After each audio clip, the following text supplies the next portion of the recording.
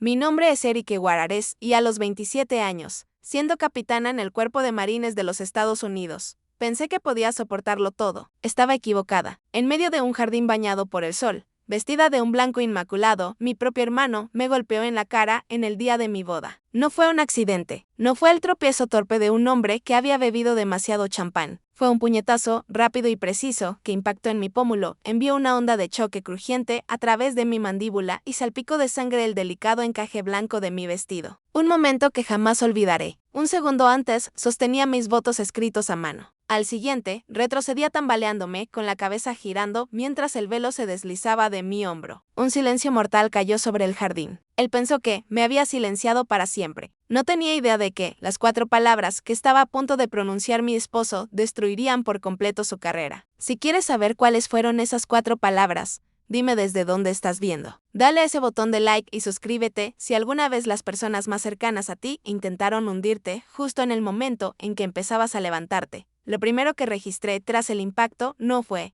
el dolor, fue el silencio. Como oficial de inteligencia, estoy entrenada para analizar paisajes sonoros y comprender el ruido ambiental de un entorno determinado. El silencio que cayó sobre mi boda no era ausencia de ruido, era una presencia física, una manta espesa y pesada que sofocó las notas delicadas del cuarteto de cuerdas. El murmullo educado de los invitados y el susurro de la brisa cálida de California entre las palmeras cuidadosamente podadas. El silencio era una presión en mis oídos, un vacío rugiente donde un instante antes había habido vida. En ese vacío, mis sentidos se afilaron como una navaja. Pude oír el soplido del viento, un sonido solitario contra la respiración contenida de un centenar de personas. En algún lugar a mi izquierda, una copa de champán resbaló de una mano sin fuerza y se estrelló contra el suelo de piedra. Una explosión cristalina y aguda en medio de la quietud. Debajo de todo eso, escuché el tamborileo frenético de mi propio corazón golpeando contra las costillas. Un código Morse desesperado en un mundo que se había quedado sordo. Mi entrenamiento se activó, un reflejo frío e indeseado. Hice una evaluación de la amenaza en la escena. El agresor, mi hermano, el sargento de artillería Ryan Guarares, estaba a menos de 1 metro de distancia, con el puño aún levemente cerrado. Su rostro no era una máscara de rabia, era peor. Era un lienzo de satisfacción arrogante, la expresión de un hombre convencido de haber restablecido el orden natural de las cosas. Los actores secundarios, nuestros invitados, estaban congelados en un cuadro de incredulidad. Escaneé sus rostros, catalogando sus reacciones. Mi oficial al mando, el coronel Thompson, con la cara rígida de shock. Mis amigos de la Universidad de Nuba, con la boca abierta de horror. Mis compañeros oficiales, hombres y mujeres, con los que había servido. Con expresiones indescifrables, pero con los cuerpos inmóviles en posición de descanso de desfile. Todos eran testigos y aún así nadie se movió. Nadie dio un paso al frente. En ese momento, rodeada de las personas que se suponía eran mi comunidad, mi sistema de apoyo. La sensación de aislamiento absoluto fue tan nítida y clara como el dolor que ahora florecía en mi mandíbula. Era una isla, y el mar que me rodeaba estaba hecho de su estupor. Y entonces alguien sí se movió. Fue mi madre. Por una fracción de segundo, una esperanza infantil y primitiva se encendió en mi pecho. Era un instinto que creía haber entrenado fuera de mí años atrás. La esperanza de que una madre correría hacia su hija herida. Imaginé un abrazo, una palabra de consuelo, un escudo contra el horror del momento. La esperanza murió tan rápido como había nacido. Mi madre pasó justo a mi lado. Sus ojos por un instante se posaron en mi rostro, en la sangre que brotaba de mi labio. Pero no hubo reconocimiento, no hubo alarma. Era como si yo fuese un mueble que debía rodear. Avanzó con un andar rígido y decidido directamente hacia Ryan. Mi mente, la parte analítica, registró cada uno de sus movimientos con precisión escalofriante. Colocó una mano perfectamente cuidada suavemente sobre su bíceps, no para contenerlo, sino para tranquilizarlo. La voz de mi madre, cuando habló, no fue un rugido de furia maternal. Fue un susurro urgente y controlado, el que se usa para corregir el mal comportamiento público de un niño. Ryan, ¿qué estás haciendo? Siseó. La gente está mirando. Eso fue todo. No mencionó el golpe, ni el dolor desgarrador en mi rostro. Fueron esas 5 palabras las que verdaderamente me rompieron el corazón. Su primera preocupación no fue la seguridad ni la dignidad de su hija, sino la imagen de la familia, las apariencias. La confirmación de una verdad que siempre había sabido, pero que nunca quise enfrentar, cayó sobre mí con la fuerza de un golpe físico. En el mundo de mi madre, yo no era más que un personaje secundario, un accesorio en el gran drama de su hijo dorado. Entonces mi mirada se desplazó, buscando a mi padre. Estaba de pie junto al arco floral, donde yo estaba a punto de prometer mi vida a otro hombre, un sargento mayor retirado. Su rostro era, como siempre, una máscara impenetrable, pero sus ojos encontraron los míos, y en ellos no vi consuelo, ni ira en mi defensa. Vi un destello frío y duro de decepción. Era una expresión que conocía bien. No decía, siento mucho que esto te haya pasado, decía, ¿por qué tenías que provocar esta escena? Su enojo no estaba dirigido al agresor, estaba dirigido a la interrupción. En su mundo, el orden y la disciplina eran sagrados. Y yo, al convertirme en víctima tan públicamente, había creado una grieta caótica y vergonzosa. Me di cuenta entonces de que no solo había sido agredida por mi hermano, había sido juzgada y considerada insuficiente por mis propios padres por el crimen de ser su blanco. Ellos no vieron a una hija sufriendo, vieron un problema que estaba manchando una tarde perfectamente planeada. La sensación de abandono era algo físico, un peso helado que se asentaba en mi estómago y amenazaba con arrastrarme hacia abajo. Y justo cuando sentí que empezaba a hundirme, otra figura se movió, era Jack. No embistió contra Ryan. No gritó. Sus movimientos fueron tranquilos, deliberados, un oasis de propósito en un desierto de parálisis. Caminó directamente hacia mí.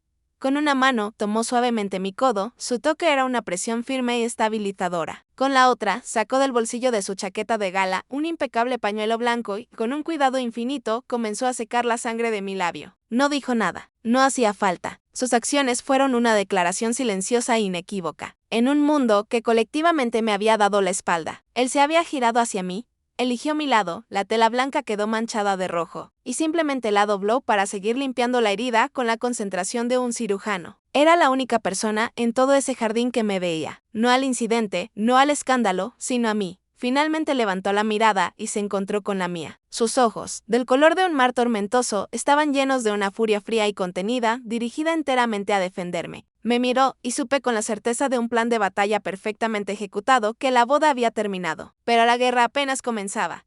Y al mirar el rostro de mi madre al otro lado del césped, con esa expresión vacía y carente de sentimiento, un pensamiento escalofriante emergió. Esa mirada, ¿dónde había visto esa mirada antes? Esa expresión en el rostro de mi madre en el jardín. Esa indiferencia distante. No era nueva. Mientras estaba allí, con el sabor metálico de la sangre en mi boca, el recuerdo que desencadenó fue tan vívido que casi me arrancó del presente. El soleado jardín de California se desvaneció, reemplazado por el aire húmedo y perfumado de pino del este de Carolina del Norte. 10 años atrás, tenía 17 años otra vez, de pie en el corazón del lugar que se suponía debía ser mi hogar. Nuestra casa estaba justo afuera de la base del Cuerpo de Marines Camp Lune en Jacksonville. No era un hogar, sino más bien una base de operaciones avanzada para los ideales de mi padre. Todo estaba impecablemente ordenado. Los pisos brillaban como espejos, los muebles dispuestos en ángulos perfectos de 90 grados. Ni una mota de polvo a la vista, pero no había calidez ni suavidad. Era la clase de limpieza que resulta estéril, inhóspita. El aire mismo parecía estar en posición de firmes.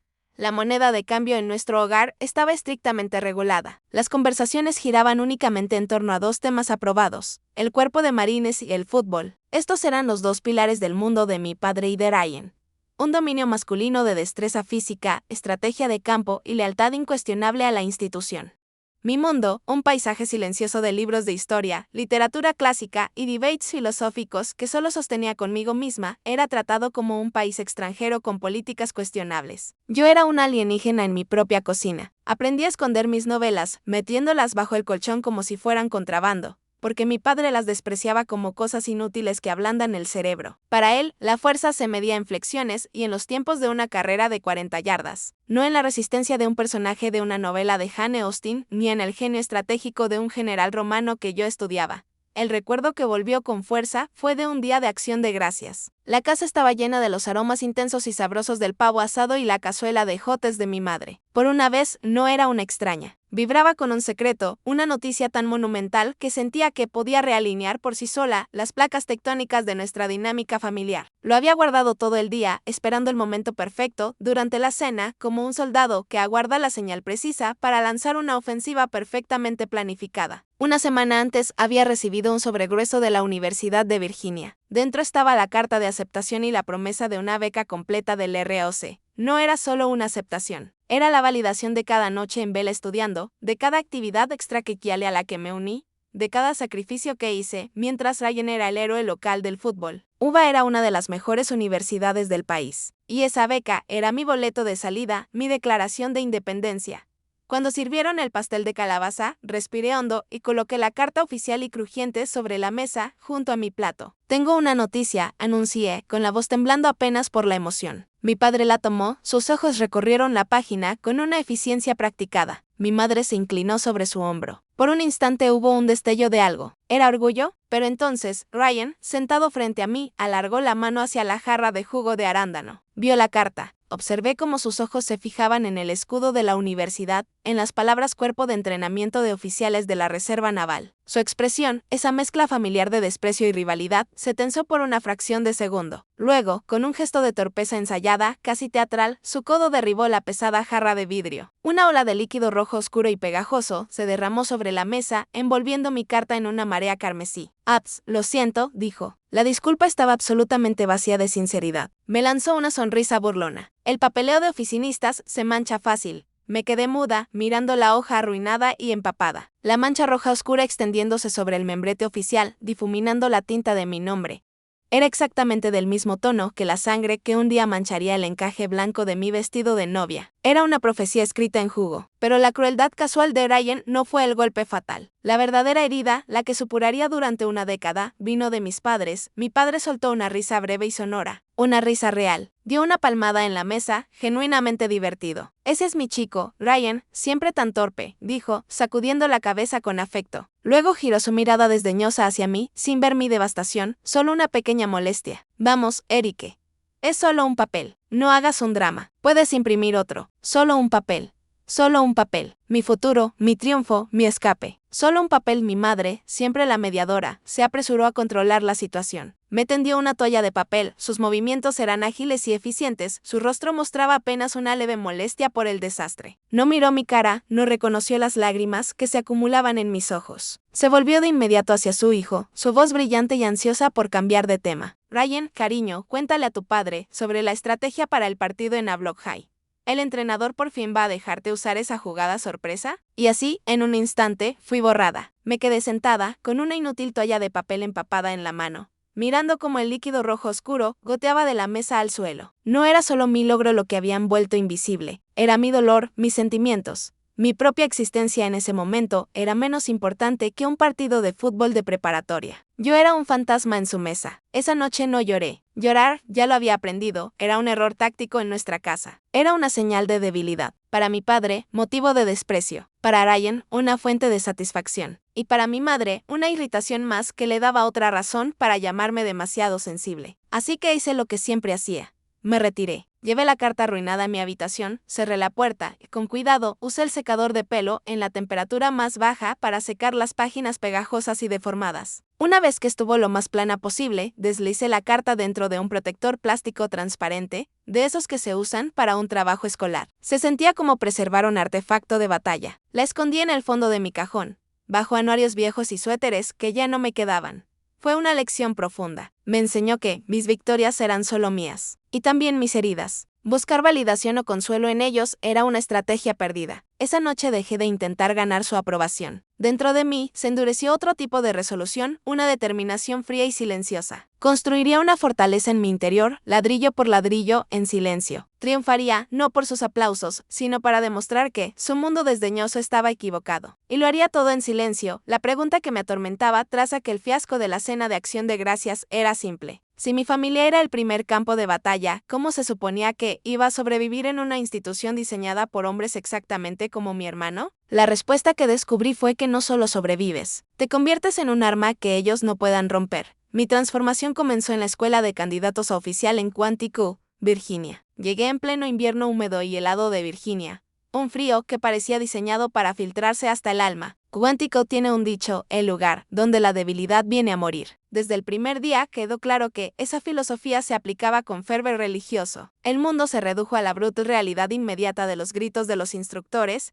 el olor a lodo y sudor, y el agotamiento constante que se convirtió en tu nueva normalidad.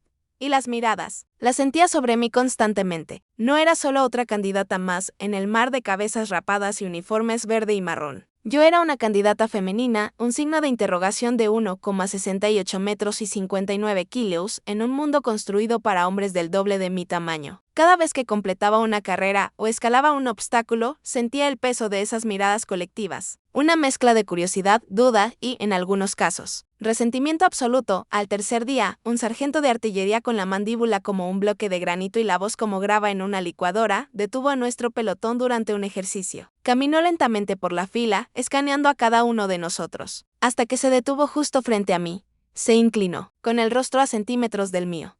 Señoritas, bramó, aunque solo miraba a mí y a las otras 4 mujeres del pelotón. Que quede muy claro, aquí no hay princesas. Esto no es un baile de debutantes. Si sienten la necesidad de llorar, hagan sus maletas y vuelvan a casa con mamá. ¿Me entienden? Sí, sargento de artillería. Gritamos de vuelta al unísono. La amenaza no me asustó, ni siquiera me enfadó. En cierto modo extraño, fue reconfortante. Era un lenguaje que entendía. Este era un lugar donde las reglas, por duras que fueran, estaban claras. No era como mi familia, donde los ataques venían disfrazados de sonrisas falsas y agresión pasiva. Aquí, la hostilidad era honesta. La fortaleza que había comenzado a construir dentro de mí aquella noche de acción de gracias simplemente ganó otra capa de acero reforzado. No lloraría, no me quebraría, me volvería granito, igual que él. La prueba definitiva de esa determinación llegó unas semanas más tarde, durante un ejercicio nocturno de orientación y navegación. El bosque era un negro absoluto, una oscuridad asfixiante que devoraba el haz de nuestras linternas de lente roja. El aire era frío y húmedo, pegajoso contra el uniforme. Teníamos un mapa, una brújula y una serie de puntos que encontrar antes del amanecer. Nuestro jefe de equipo era un exjugador de fútbol universitario de Texas. Una montaña de hombre que se movía con la confianza inquebrantable de alguien a quien nunca le habían dicho que no. Una hora después, mientras intentábamos orientarnos, la brújula cayó al suelo. Cuando nuestro jefe de equipo la recogió, la aguja giraba inútilmente. Estaba rota. Una ola de pánico silencioso recorrió al grupo. El rostro del líder se tensó. Sus ojos se posaron de inmediato en mí. Guararés gruñó. ¿Tiraste esto? No era una pregunta. Era una acusación. La implicación era clara. La mujer, la integrante más pequeña y supuestamente menos confiable del equipo, debía haber sido la responsable del error. La vieja Erike habría sentido una oleada de indignación y habría discutido que él era quien la sostenía. Pero la Erike de Quantico, el arma en la que me estaba forjando, permaneció en silencio. Discutir era un desperdicio de energía, un recurso que no podía darme el lujo de gastar. En lugar de eso, levanté la vista. Sobre el denso dosel de los árboles, el cielo estaba despejado y salpicado de 1.000.000 de estrellas heladas. Recordé todas esas noches, en el patio trasero de Carolina del Norte,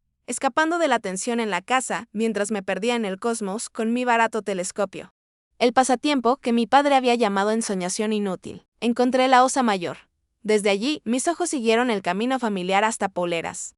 La estrella del norte colgaba en el cielo como un ancla firme y confiable en medio de la vasta oscuridad en movimiento. Mi mente empezó a trabajar, calculando ángulos, visualizando el mapa, ubicando nuestra posición en relación con ese único punto de luz. Las voces de mis compañeros se desvanecieron en un murmullo bajo. Éramos solo las estrellas y yo. Después de un minuto, bajé la mirada. Por ahí, dije con voz firme y segura, señalando entre los árboles. Tenemos que ir por ahí. El líder del equipo me miró, su expresión era una mezcla de incredulidad y desprecio. ¿Crees que puedes orientarte con una maldita estrella? Sé que puedo, respondí, con un tono que no dejaba espacio a dudas. Por un largo momento, nadie se movió. Estaban perdidos y yo ofrecía una salida. Pero aceptarla significaba confiar en la persona que ya habían decidido que era el eslabón débil. Finalmente, con un suspiro frustrado, el líder gruñó, bien, probaremos a tu manera, Geris. Pero si terminamos en un pantano, será tu culpa. Avanzamos por el bosque en un silencio tenso. Pero cuando encontramos el primer punto y luego el segundo, el silencio empezó a cambiar. Regresamos al punto de reunión justo cuando los primeros destellos del amanecer rompían el horizonte dentro del tiempo asignado. Nuestro instructor de entrenamiento nos esperaba. ¿Se les rompió la brújula, candidatos? Preguntó con una mirada que lo decía todo. Sí, sargento de artillería, respondió nuestro jefe de equipo. ¿Quién los trajo de vuelta? El líder vaciló, mirando al suelo. Nadie dijo una palabra. El silencio se estiró, cargado de una verdad no pronunciada. Finalmente, el instructor asintió lentamente. No preguntó de nuevo. No hubo elogio público, ni un bien hecho, guararés, ni reconocimiento alguno. Pero mientras marchábamos de regreso al cuartel, lo vi. Algunos de mis compañeros hombres me miraron, con expresiones diferentes ahora. No era admiración, era algo más valioso. Un respeto renuente, resentido, pero respeto al fin, en esa fría y silenciosa mañana. Esa fue una victoria más ruidosa que cualquier medalla. Una batalla ganada, sin disparar un solo tiro. Una pequeña victoria, pero mía. Si alguna vez has tenido un momento así,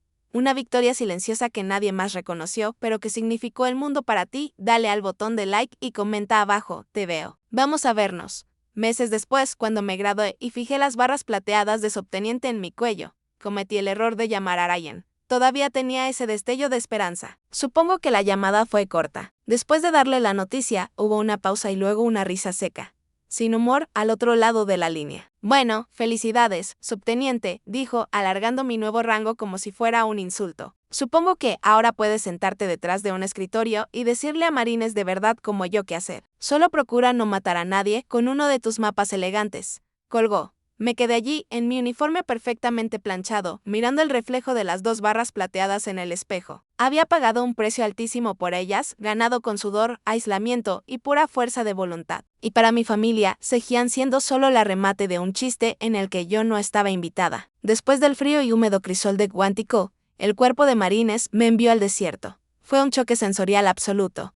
Cambiar la humedad opresiva de Virginia por el calor seco y abrasador del Mojave. Mi nuevo destino era el Centro de Combate Aéreo Terrestre del Cuerpo de Marines en 29 Palms, California. Un paisaje vasto e implacable de arena, roca y sol incansable. Era un lugar donde todo, desde los espinosos árboles de Joshua hasta los escorpiones escondidos bajo las rocas, parecía capaz de cortarte o quemarte. El calor no estaba solo en el aire. Era una presión constante y opresiva que reflejaba la intensidad del entrenamiento. Estábamos inmersos en un ejercicio de armas combinadas. Un gigantesco juego de guerra diseñado para llevar a cada unidad hasta su punto máximo de ruptura. Fue en ese horno, un lugar creado para despojarte de todo menos lo esencial, donde conocí por primera vez al mayor Jack Monroe. Era un piloto de F-18 asignado a nuestro elemento de mando como oficial aéreo, en un mundo lleno de personalidades ruidosas y fanfarronas. Jack era una anomalía. Era callado, no en un sentido tímido o inseguro, sino con una profunda quietud interior. No presumía de sus horas de vuelo, ni contaba historias exageradas. Observaba, escuchaba y cuando hablaba, sus palabras eran precisas, medidas, y llevaban un peso de autoridad tan inquietante que hacía que todos los demás, incluso los coroneles, se detuvieran a escucharlo. Era un contraste bruto con el instrumento de fuerza bruta que era mi hermano y con la masculinidad performativa de mi padre. La fortaleza de Jack no era una actuación, era un estado fundamental de ser.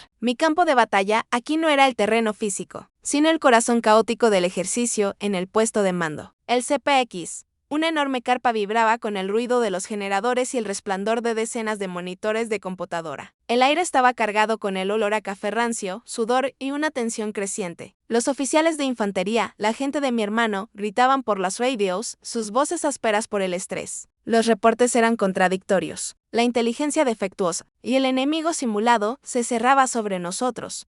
Era una tormenta de ruido y ego. Yo no dije nada. Mi trabajo como oficial de inteligencia no era gritar más fuerte. Era encontrar la señal en medio del ruido. Me senté en mi estación, una isla calma en medio del huracán, cruzando meticulosamente mapas topográficos con transmisiones en vivo de drones y reportes fragmentados desde el terreno. Luchaba una guerra en papel, una batalla silenciosa de patrones y probabilidades. Los hombres que gritaban a mi alrededor veían un mapa con iconos de aliados y enemigos. Yo veía una historia desplegándose, una narrativa de engaños. Y en lo profundo de esa narrativa encontré una falla, una vulnerabilidad crítica en la línea defensiva enemiga que todos, en su prisa frenética, habían pasado por alto. Estaba reuniendo mis pruebas, preparándome para presentar mis hallazgos con el lenguaje preciso y desapasionado que el mando respetaba, cuando una sombra cayó sobre mi mapa. Alcé la vista y vi al mayor Monroe de pie a mi lado. No había dicho una palabra, pero su presencia cortó el caos circundante. Se inclinó sobre mi hombro y se me cortó la respiración. Con un solo dedo firme, señaló la coordenada exacta en la que yo había estado fijando mi mirada.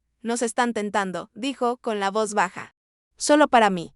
Un señuelo para sacar nuestra armadura a campo abierto. Su fuerza principal está aquí, protegida por esta cresta. Me miró con una pregunta en los ojos. ¿Verdad, capitana? Solo pude asentir, momentáneamente atónita. No solo había visto el mapa, había visto la batalla que yo estaba librando en una carpa llena de hombres que me veían como una cuota de diversidad o una asistente administrativa. Ese piloto silencioso había mirado mi trabajo y había visto a una estratega. Por primera vez en mi vida profesional, me sentí vista. Ese momento lo cambió todo más tarde esa noche. Después de que el ejercicio se detuvo, estaba en la improvisada carpa MWR. Una triste estructura de lona con algunas sillas plegables y una nevera con refrescos tibios. Me relajaba de la única forma que conocía.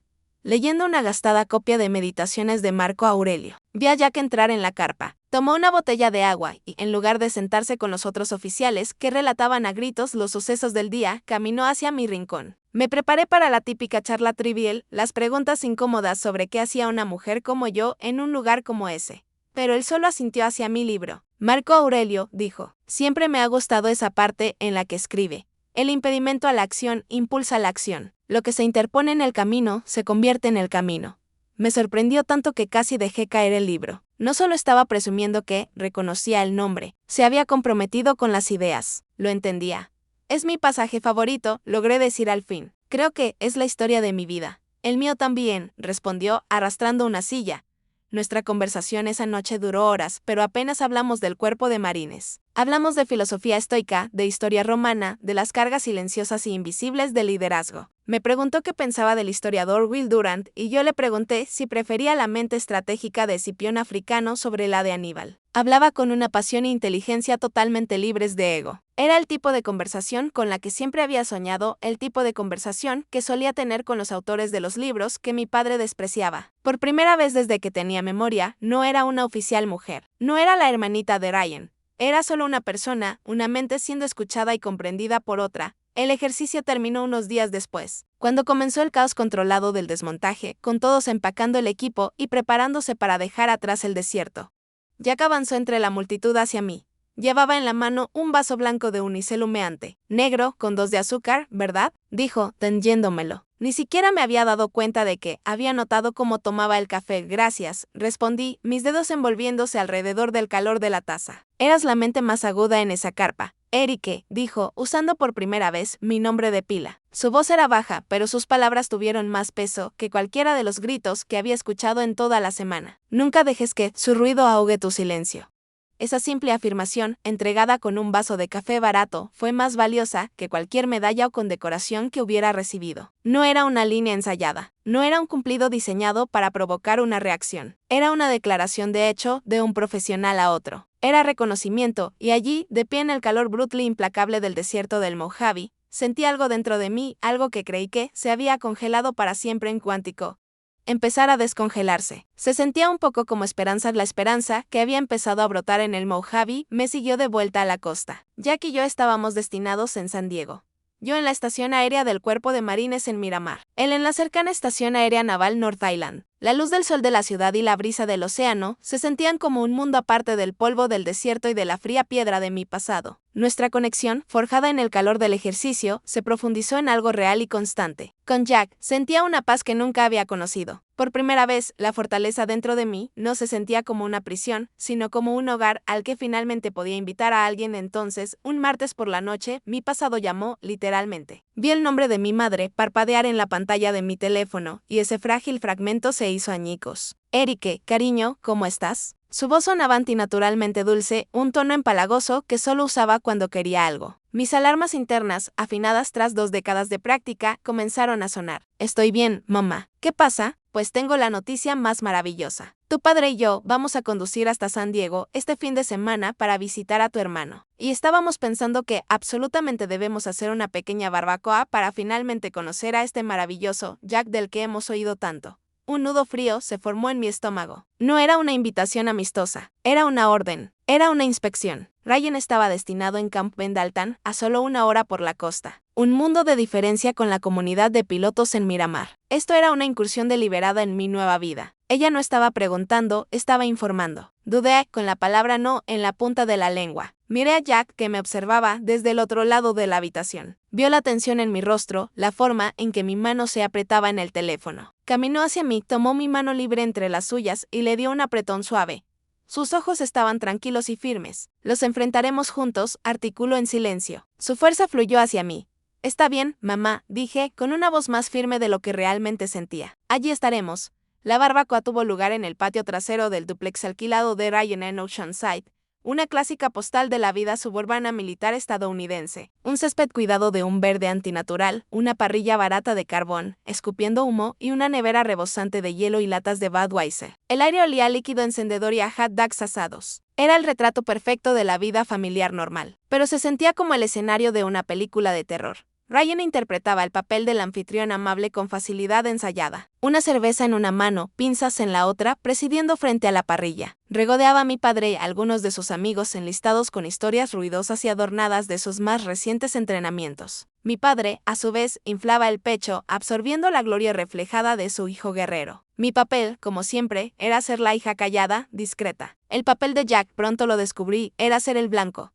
Mi padre comenzó el interrogatorio con sutileza. Entonces, Jack empezó, dándole palmadas en el hombro un poco demasiado fuertes. Erika me dice que vuelas esos jets elegantes. Ryan aquí puede correr 3 millas en 17 minutos. ¿Cuál es tu tiempo, Jack? Jack, que fácilmente podía igualar ese tiempo, solo sonrió con educación. Impresionante, señor. A nosotros no nos cronometran las 3 millas en la cabina. Fue una respuesta brillante, desviando la comparación sin faltar al respeto. Vi como la sonrisa de mi padre titubeó por una fracción de segundo. Molesto porque su golpe no había dado en el blanco, la representación continuó con una serie implacable de comparaciones pasivo-agresivas, en las que la carrera de Jack como oficial y piloto se enmarcaba como algo menos auténtico, menos difícil que la vida de Ryan como soldado raso. Sentía que estaba viendo una obra que había presenciado cientos de veces. Pero esta vez no estaba sola en el público. Jack estaba justo a mi lado, una presencia firme y silenciosa en medio de la tormenta.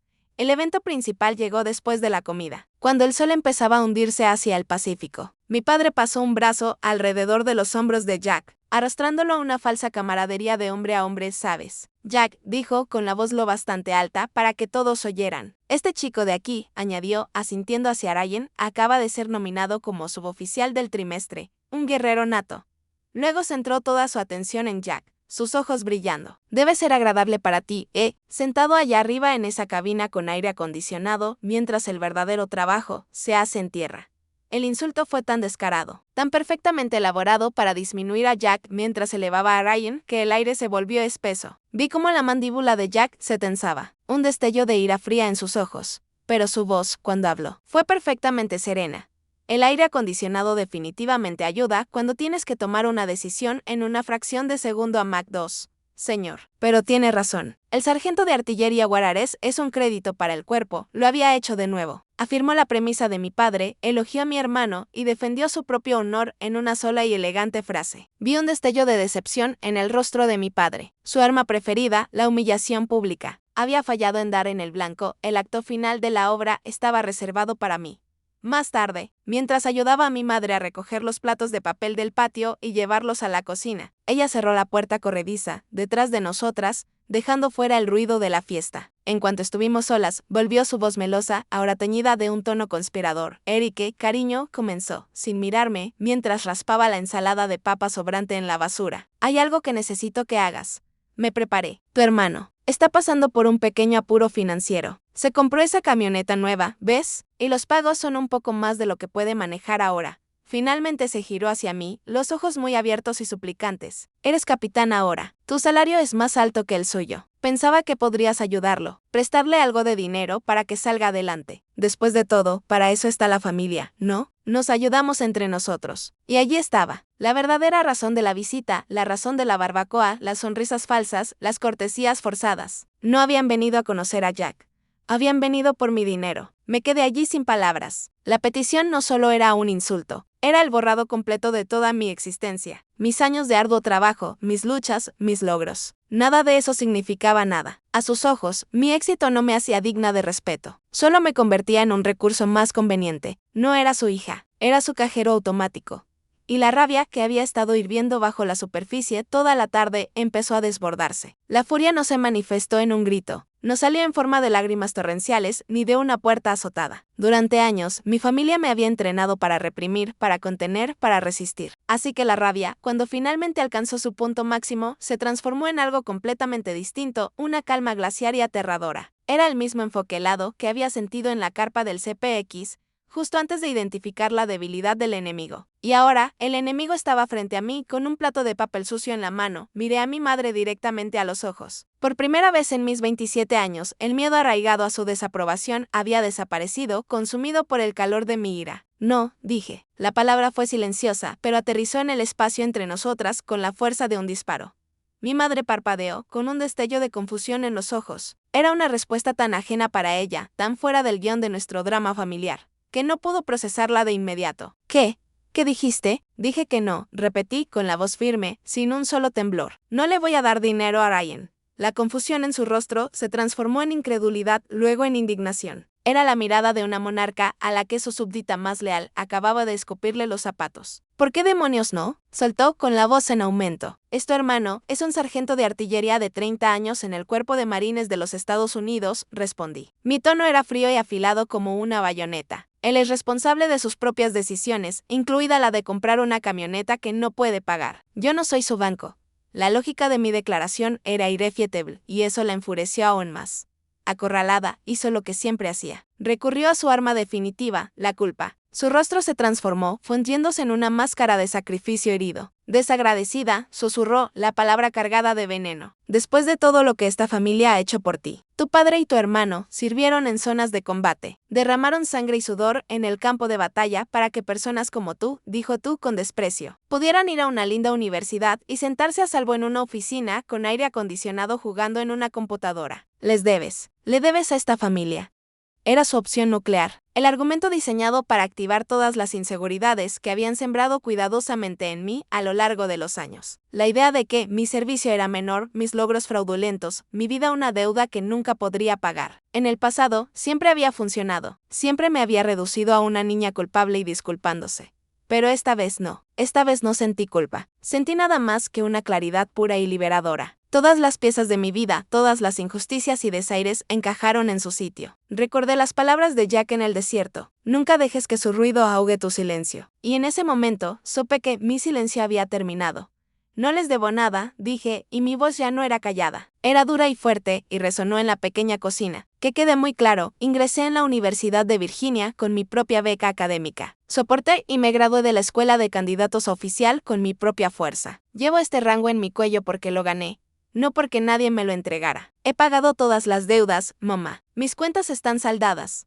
El sonido de nuestras voces alzadas había atraído audiencia. La puerta corrediza se abrió y mi padre y Ryan entraron, atraídos por el olor de un conflicto que asumían que yo perdería. Ryan tenía una sonrisa satisfecha, confiada, dibujada en el rostro. ¿Qué pasa, hermanita? Se burló, apoyándose contra la encimera. No quieres compartir la riqueza. Y eso fue todo. Ese fue el empujón final. La crueldad casual, la absoluta certeza en sus ojos de que tenía derecho a los frutos de mi trabajo, los años de ser invisible, de ser la segunda mejor, de ser el cajero automático de la familia. Todo se condensó en un solo punto inquebrantable de resolución. Me giré, alejándome de mi madre, y enfrenté a los tres. Mi padre, con su silencio juzgador. Mi madre, con sus lágrimas manipuladoras comenzando a acumularse. Y Ryan, con su sonrisa arrogante. Me enderecé, los hombros hacia atrás, y por primera vez en su presencia, ya no era su hija ni su hermana. Era la capitana Erique Guarares. Escuchen bien y escuchen con atención, dije.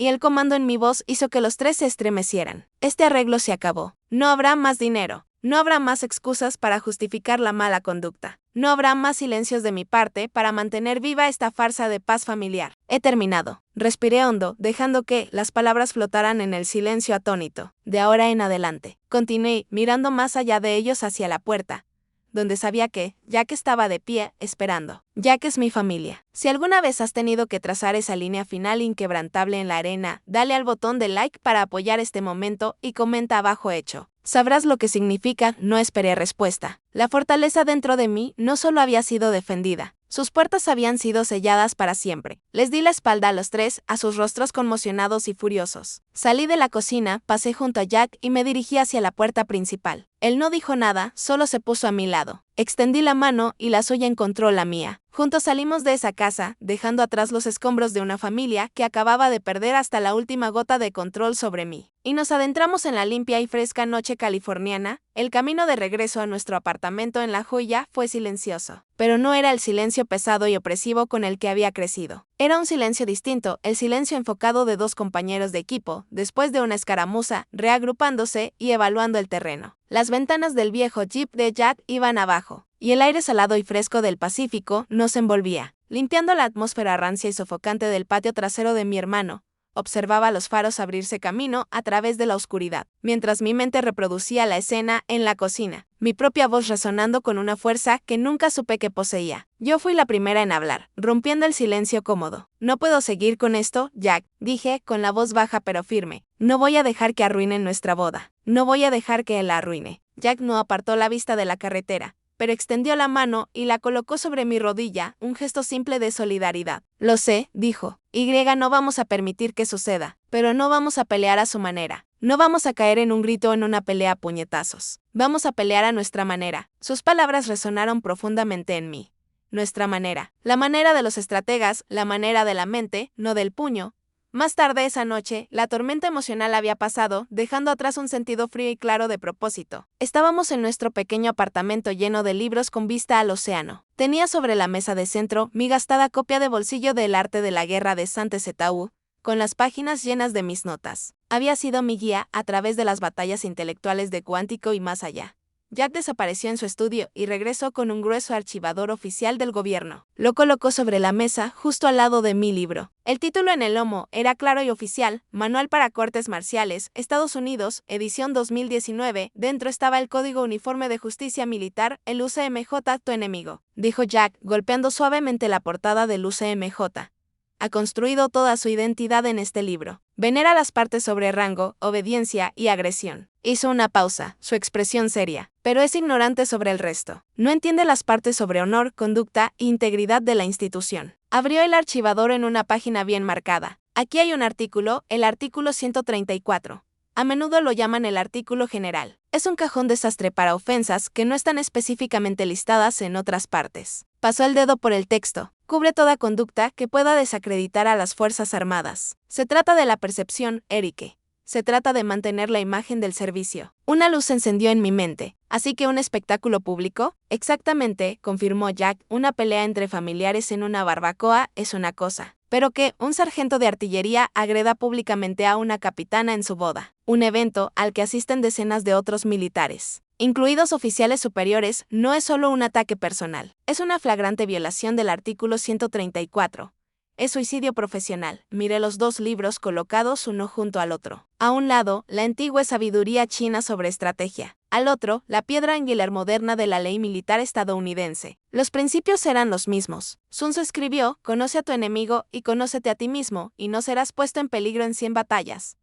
Yo conocí a mi enemigo. Todo el mundo de Ryan era el cuerpo de marines. Su orgullo, su reputación, su sentido del valor propio. Todo estaba atado a su uniforme y al respeto que le otorgaban sus subordinados. Veía el mundo en una jerarquía simple y brutal de fuerza física. Ahí residía su debilidad. Era un toro, poderoso y directo, pero solo podía ver la capa roja, no al torero que la sostiene. Él solo respeta el rango y la fuerza, dije, pensando en voz alta. Las piezas del rompecabezas encajaban en mi cerebro de analista de inteligencia. El concepto de familia no significa nada para él en una confrontación. Es solo una palabra que utiliza como palanca. Pero el título oficial, dejé la idea en el aire, cristalizándose. Asalto es un término legal. No es pegar o pelear. Es un delito, una violación del código. Miré a Jack, mi corazón acelerado ahora, no por miedo, sino por la emoción de una estrategia ganadora que tomaba forma. Las palabras, dije, tú simplemente asaltaste a un oficial. Jack me miró y sus ojos se llenaron de una admiración profunda que se sintió más íntima que cualquier beso. Asintió despacio. Esas 4 palabras, dijo, su voz plena de respeto. Le quitan todo su poder, reencuadran todo el evento. Ya no es el hermano dominante que pone a su hermana altanera en su lugar. Es el subordinado que acaba de cometer un acto criminal contra una superior. Ya no es el agresor, es el acusado. Y la audiencia a la que intenta impresionar,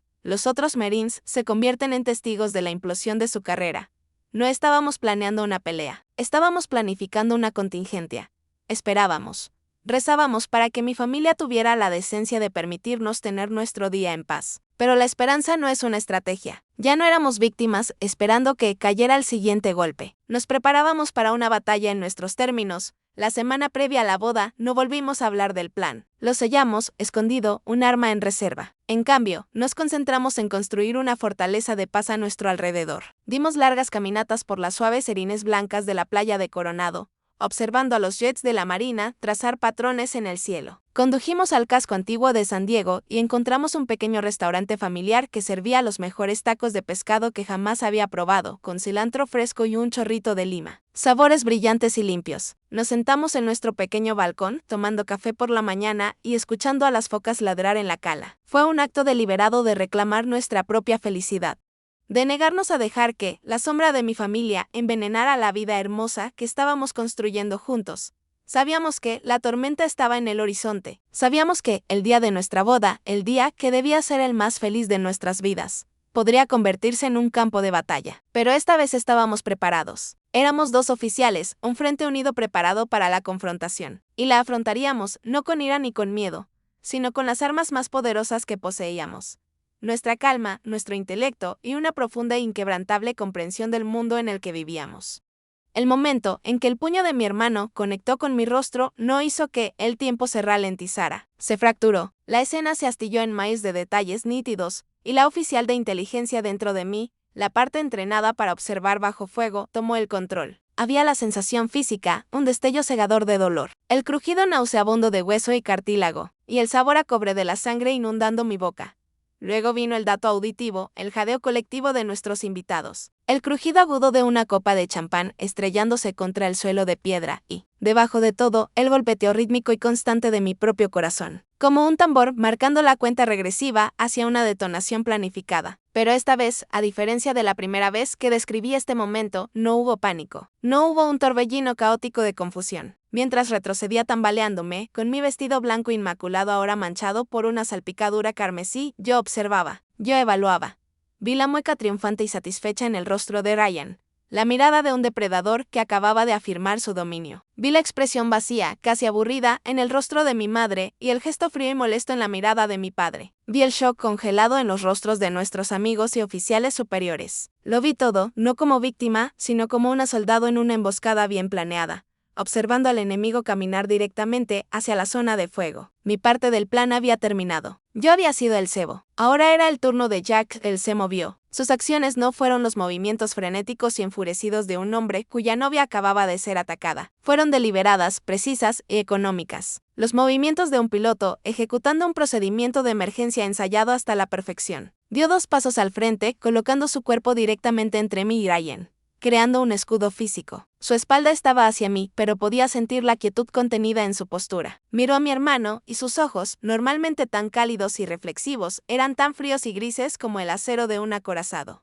Entonces habló. Su voz no fue un grito. Fue calma, controlada, proyectada con la claridad de una orden que esperaba obediencia inmediata. Cortó el silencio muerto y pesado como una navaja. Sargento de artillería, de cara a la pared. Las 4 palabras estallaron en el aire con la fuerza de un boom sónico. El efecto fue instantáneo y absoluto. Todo el contexto de la tarde se rompió y se reformó en algo nuevo. Ya no era una fea disputa familiar en una boda. Era una orden militar. Era una cuestión de orden y disciplina. La mueca en el rostro de Ryan se congeló, luego se resquebrajó, reemplazada por una confusión boquiabierta. Su mente, que operaba en un binario simple de fuerza y sumisión, no podía procesar esa nueva entrada. Había esperado una pelea a puñetazos con Jack, un enfrentamiento primitivo que estaba seguro de ganar. No estaba preparado para una orden formal de un oficial superior.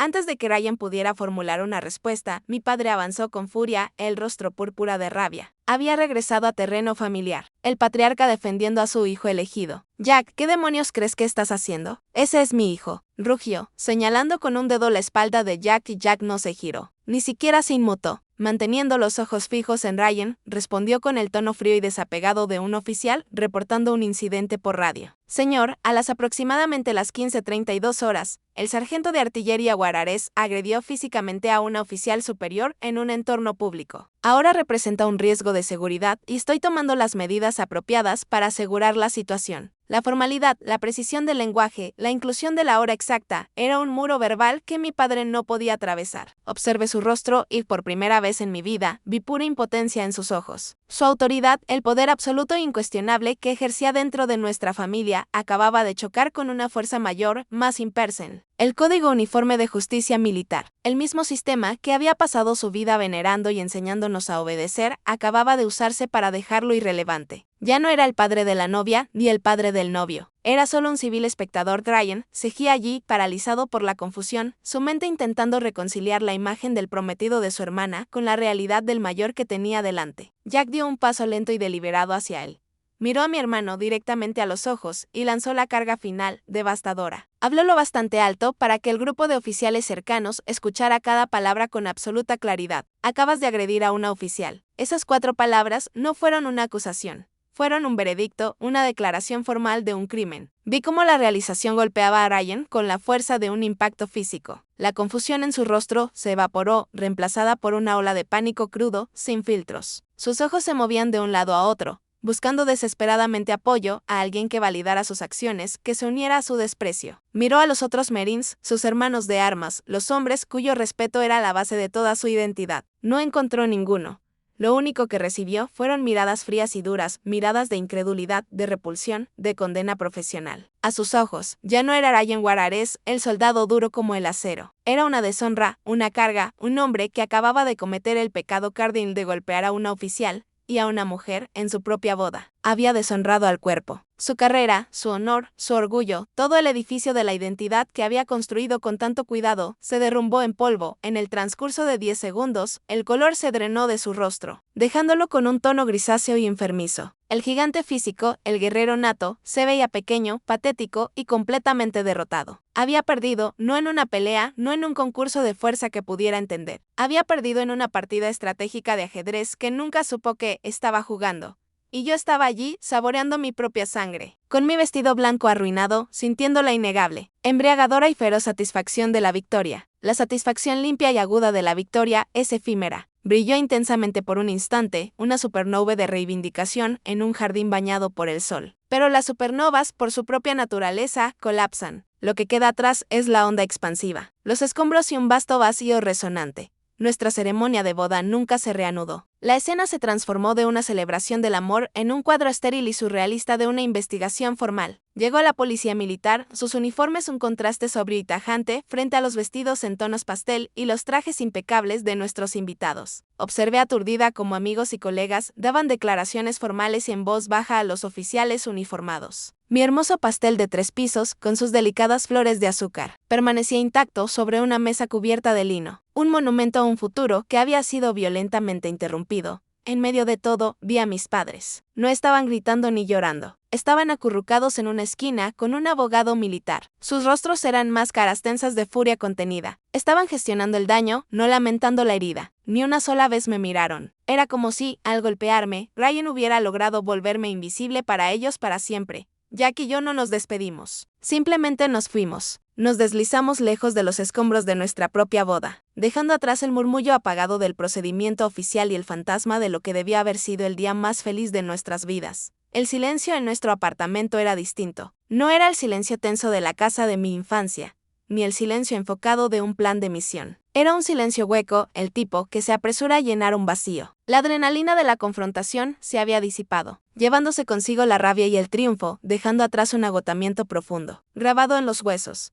Me dejé caer en el sofá, aún con mi vestido de novia puesto. El delicado encaje estaba arrugado, una pequeña mancha marrón de sangre seca marcaba el corpiño. El vestido se sentía como un disfraz de otra vida, un papel que había interpretado brevemente y luego olvidado. Mi mandíbula dolía con un ritmo sordo y palpitante. Jack no habló. No ofreció tópicos vacíos. Simplemente comenzó el silencioso trabajo de cuidarme. Se arrodilló frente a mí y con cuidado retiró el velo, sus dedos gentiles, mientras deslizaban las horquillas de mi cabello. Regresó del dormitorio con una camiseta suave y un pantalón de algodón, colocándolos a mi lado. Luego, desde la cocina, escuché la puerta del congelador abrirse, el tintinear de una taza, el clic del hervidor. Volvió con una bolsa de hielo envuelta en un paño de cocina y una taza humeante con aroma de manzanilla. Colocó suavemente la bolsa contra mi mandíbula hinchada, el frío era un alivio bienvenido contra el dolor persistente y dejó la taza sobre la mesa de centro.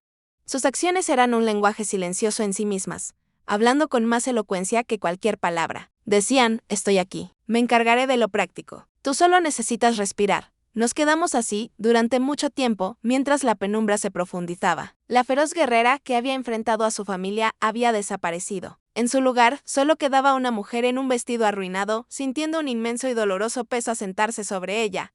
Finalmente rompí el silencio, mi voz áspera. Gané, susurré, las palabras con un sabor extraño. Por fin gané. Pero, ¿por qué se siente como si hubiera perdido? Jack se movió de la butaca para sentarse a mi lado en el sofá. Tomó mi mano, su palma cálida y firme, alrededor de la mía. No intentó negar mis sentimientos ni darme un discurso motivador. Simplemente me miró con esa empatía profunda e inquebrantable que fue lo primero que me atrajo de él. porque toda victoria en una guerra como esta tiene un precio, dijo suavemente. Tuviste que destruir una parte de tu pasado para despejar el camino hacia tu futuro. No estás llorando la pérdida de la familia que tuviste, Erique. Estás llorando por la familia que merecías tener, y está bien sentir eso. Está bien llorarlo. Sus palabras atravesaron la confusión, dándole nombre al dolor informe en mi pecho.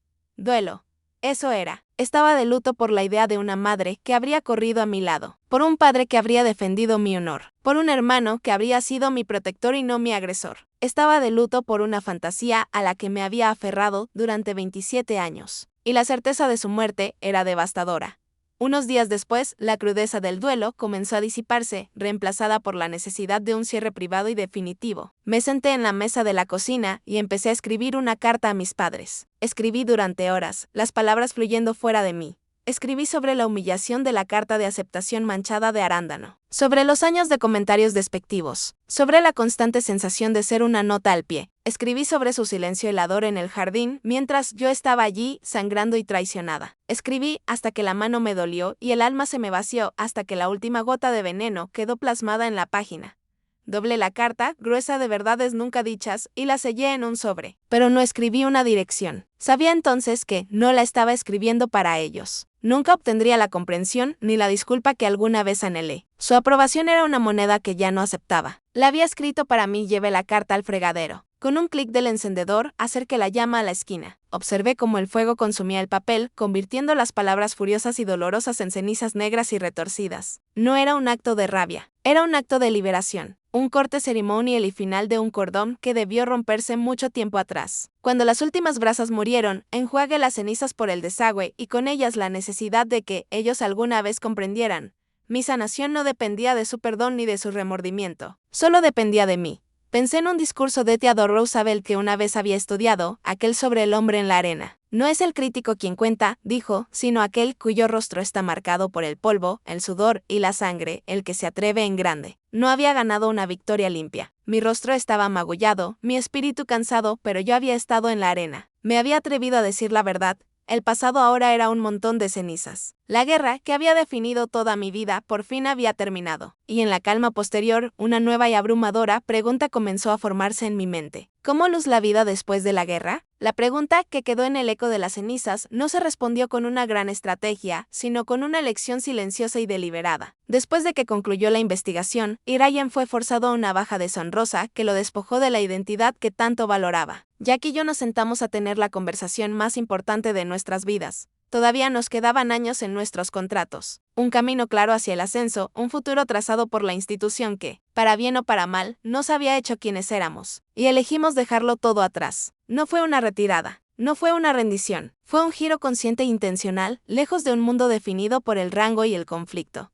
El cuerpo de marines nos había dado disciplina, fortaleza y el uno al otro, pero también había exigido un pedazo de nuestras almas a cambio. Queríamos una vida en la que nuestro valor no estuviera determinado por las insignias en nuestros cuellos. Una vida construida en nuestros propios términos. Con el dinero que habíamos ahorrado, compramos una pequeña casa con tejas de cedro desgastadas en la costa de Oregón, a unas pocas millas al sur de Kennan Beach. El contraste con nuestra vida en San Diego fue inmediato y visceral. El rugido ensordecedor de los F-18 despegando de Miramar fue reemplazado por el suspiro profundo y rítmico del Océano Pacífico y el grito solitario de las gaviotas surcando el viento. Los céspedes pulidos y las casas idénticas de los suburbios militares dieron paso a imponentes abetos de Sitka. Bosques densos envueltos en niebla y una costa salvaje y indómita. Nuestros nuevos entrenamientos eran aprender a arreglar un techo con goteras y apilar leña para los inviernos húmedos y fríos. Nuestras largas marchas eran caminatas por senderos exuberantes, el aire cargado con el olor a pino y tierra mojada. La vida se ralentizó. Encontramos un nuevo ritmo, uno dictado por las mareas y las estaciones. No por un calendario de despliegues. Jack, que siempre había tenido un talento silencioso para trabajar con las manos, construyó un pequeño taller de carpintería en el garaje. Empezó a crear muebles hermosos y sencillos con madera recuperada.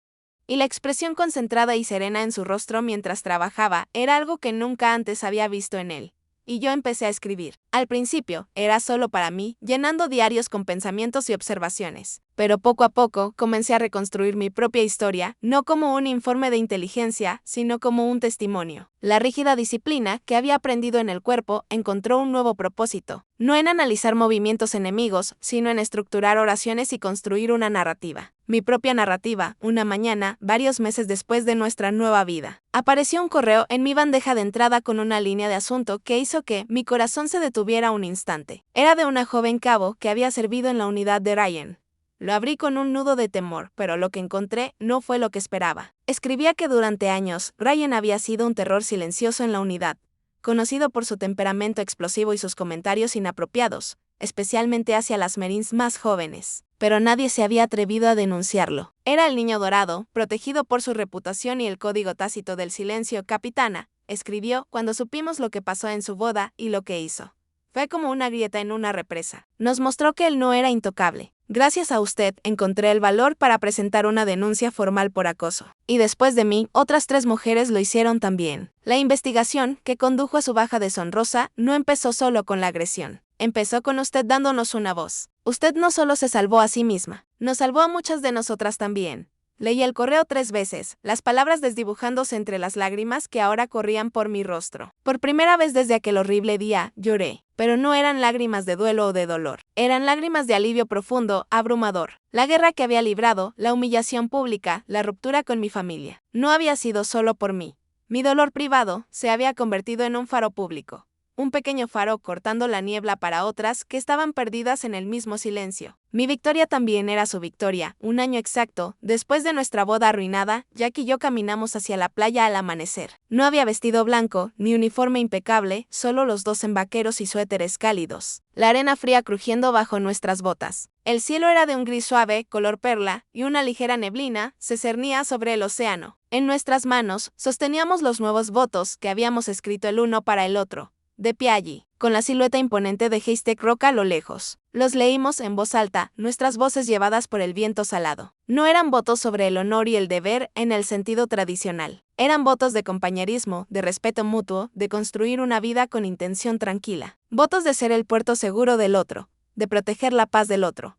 Al terminar, el sol rompió por fin la neblina matinal, trazando un brillante sendero dorado sobre la superficie del Pacífico. Inspiré profundamente, llenando mis pulmones con el aire limpio y fresco. En ese momento, mirando al hombre que amaba con el sonido del océano como testigo, por fin lo entendí, ya no era una víctima, ya no era una guerrera, simplemente era libre, y esa era la mayor victoria de todas.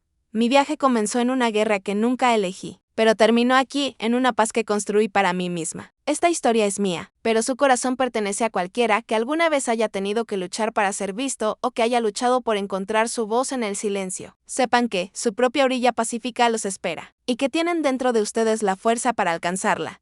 Si mi historia te dio un poco de esperanza hoy, por favor dale me gusta, suscríbete para más historias sobre encontrar fortaleza en los lugares tranquilos, y compártela con alguien que necesite ser recordado de que también puede ganar su propia guerra. Gracias por escuchar y por ser parte de mi victoria.